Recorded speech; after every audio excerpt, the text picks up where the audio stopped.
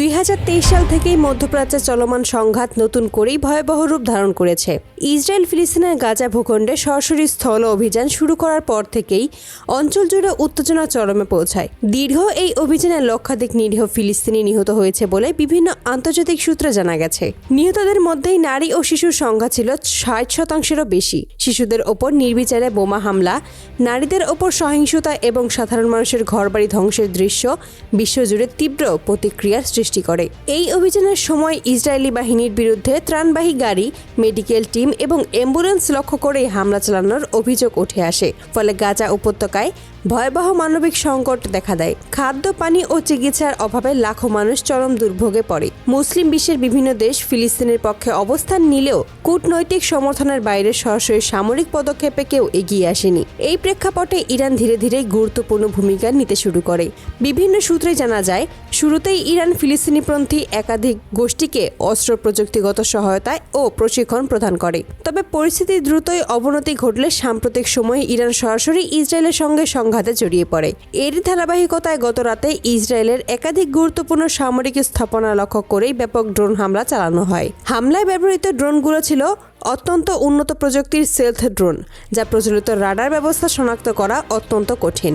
সামরিক বিশ্লেষকদের মতে এই ড্রোনগুলো দীর্ঘ পথ অতিক্রম করে নির্দিষ্ট লক্ষ্যবস্তুতে আঘাত হানতে সক্ষম। ইসরায়েলের বহু আলোচিত আকাশ প্রতিরক্ষা ব্যবস্থা আয়রন ডোম এই হামলা প্রতিহত করতে ব্যর্থ হয়। বিভিন্ন সামরিক সূত্র জানায়, একের পর এক ড্রোন প্রতিরক্ষা বলয় ভেদ করে গুরুত্বপূর্ণ ঘাঁটিতে আঘাত হানে। এতে ইসরায়েলের অন্তত 39 জন সেনা নিহত হয় এবং বহু সেনা গুরুতর আহত হন। পাশাপাশি একাধিক সামরিক স্থাপনা ব্যাপকভাবে ক্ষতিগ্রস্ত হয়। হামলার পর ইসরায়েলি সেনাবাহিনী উচ্চ সতর্কতা জারি করে।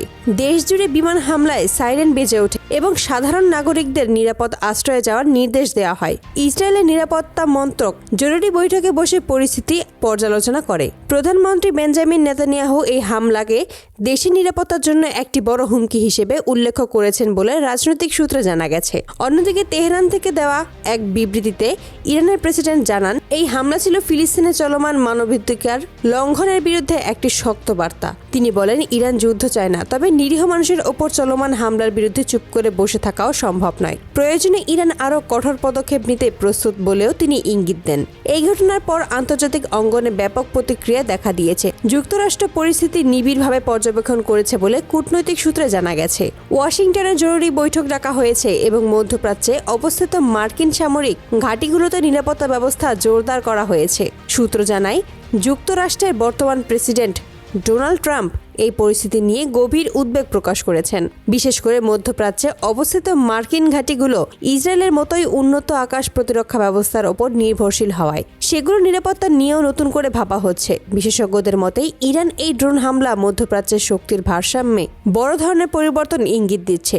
এতদিন ইসরায়েলের প্রতিরক্ষা ব্যবস্থা প্রায় অজেয় বলে মনে করা হলেও এই হামলা সেই ধারণাকে চ্যালেঞ্জের মুখে ফেলেছে। এদিকে আন্তর্জাতিক মহল আশঙ্কা করছে, এই সংঘাত আরও বিস্তৃত আকার ধারণ করতে পারে।